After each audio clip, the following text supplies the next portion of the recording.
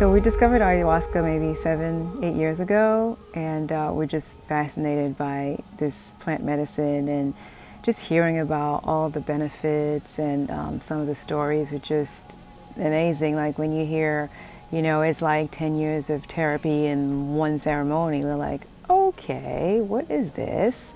And so, yeah, we just started researching, and then 7-8 years later, here we are.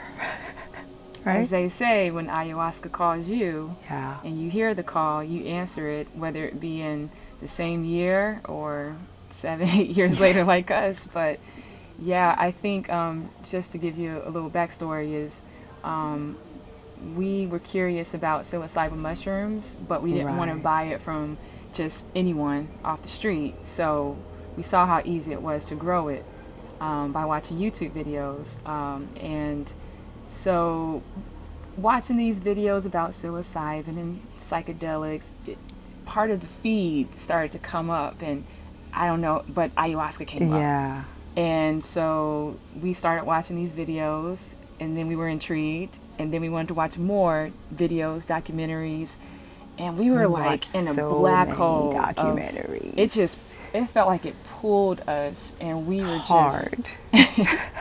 We were just ready to get on a plane and go to Peru somewhere. Anywhere. Yeah. And I mean, we actually thought that we could brew it ourselves. Don't do that. Yeah, and we saw that you can buy it online, you could buy it on eBay, you could buy the ayahuasca tree bark and the chacruna leaves, and, you know, even bought the pot, you know. We still have the pot. We still have the pot. But I'm glad that we didn't do that, because coming here, we realized that you really, really, really need, you know, well, we learned more about the Shipibo people a little bit later, but you really do need strong leaders and facilitators in the community that can help guide your experience, because you cannot do this alone. It's not like cannabis or psilocybin mushrooms. This is more of it's a deeper spiritual plant medicine that you really just can't put words to. Yeah. It's unlike anything else I personally have had. So, that's how we got. That's the story. That's the story. Well, again, took 7 to 8 years to get here, but it just felt right. A series of synchronicities led me to find Lotus Vine Journeys. It was weird. It was just I was looking, trying to find the right place with integrity. That's really important. I wanted to feel safe, taken care of. I wanted a place that exuded love and compassion. And I found a few places, but it wasn't quite right. And just as I was almost about to finalize on one, I get an email from Lotus Vine Journeys. It was like a miracle. I opened the email, I'm like, well, let me check this place out. And Spring, who is the founder, she's all over the website. She's got a lot of YouTube videos. And it was just something about her spirit. Mm-hmm. She is pure love. She's an angel. I call her an angel. She really is. And just digging deeper and finding out, you know, the process and the schedule, and just everything just was right. Everything felt right. And like I said, the integrity. It's all about integrity. Like, you have to go to a place where you feel safe, because this is work. Yeah. This is work. And if you don't have a team that is supportive, loving, caring, passionate, and really genuine about what they're doing, it's just not conducive for proper healing. So yeah, and Lotus Vine Journeys this was perfect. Well, when you binge watch all of the documentaries and videos about ayahuasca retreats and just reading testimonials from other people who visited other retreats, it might scare you. You might not want to even partake, because it's just, people really do go to these some certain retreats, or they buy ayahuasca off of the street, and they have someone who's a proclaimed shaman, and there's some horror stories out there, like traumatic.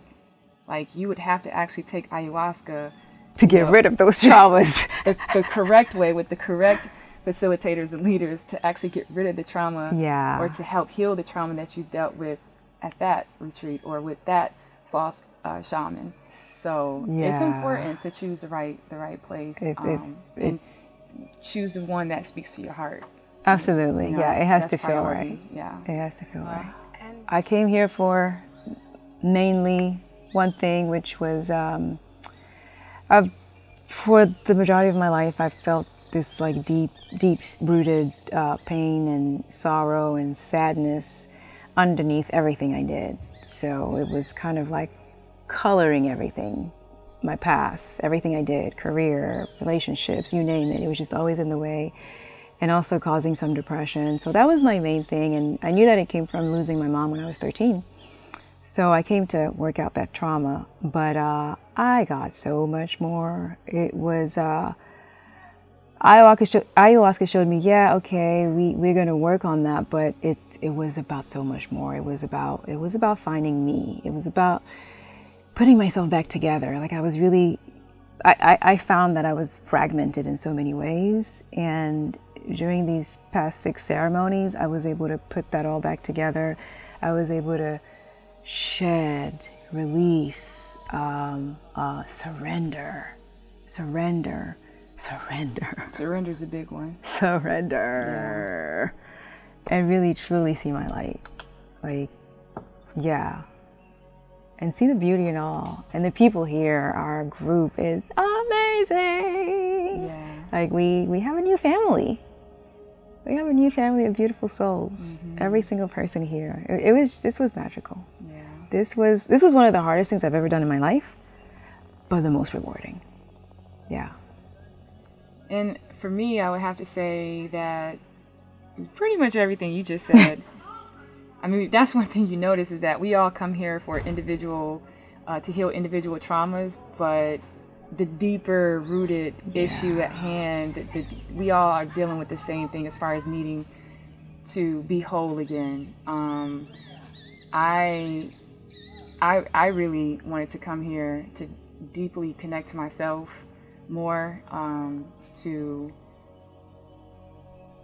I felt like I had emotional blockage, and I really wanted to free myself of that, because I just felt like I could only go so far, with connecting to people, even though people just tell me so many great things about myself. But it was almost like hard for me to even accept it. Like if someone pays me a compliment, I'm like, oh, thank you, but not really feeling it. So my heart, I felt, was blocked, and I really came here because I wanted to be a better, service to humanity. And it's always been in my heart desire to be a healer. So if I can't heal myself, then it's not authentic. If I try to go out there and inspire this person, motivate that person, heal this person. So I just wanted to come into my true self and be an authentic person and be a whole person, have love for myself, therefore I can give love to others. Yeah. So, I'm excited to go back home and apply everything that I've learned through the ceremonies. It was a lesson in every single one. And for me, it's really about being present to how I feel and trusting my intuition. And if there's nothing else that we didn't learn here, is take it step by step. Oh, man. And be present. Be present. Ayahuasca will, the moment you think you're going to, no, she's like, no, come back here. Mm-hmm, focus. Mm-hmm. Right Don't here. wander. Let go. How do you feel? Go. Check in. She's tough, but with love. Yeah. Always with love. Yeah. So come to Lotus Vine Journeys. And it's paradise here. It's beautiful here. Beautiful. The people here are beautiful. The landscape, the land is beautiful. The river, the mountains. The staff here was incredible. So serving, and just they gave heart all the way through. So I think I will probably take ayahuasca again in the future, and there's no doubt about it. I'm coming to Lotus Vine Journeys no matter what. Yep. Spring is my heart. You gotta come here. Just come here. Yeah. Love you.